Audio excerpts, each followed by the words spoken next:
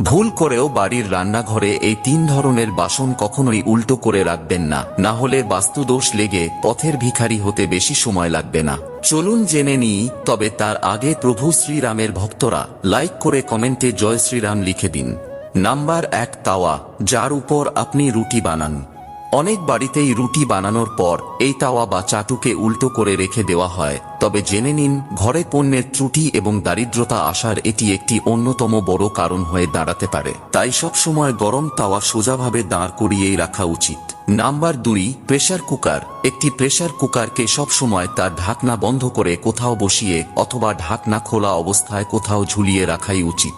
উল্টো অথবা উপর করে প্রেসার কুকার রাখলে তা বাস্তু ত্রুটি এবং বাড়িতে অর্থ সংক্রান্ত সমস্যা বয়ে আনে। এবং নাম্বার 3, কড়া অথবা কড়াই। কড়াই সব সময় ঝুলিয়ে রাখাই উচিত, তা না হলে এই কড়া উল্টো করে রাখলে মৃত্যু পর্যন্ত দারিদ্রতা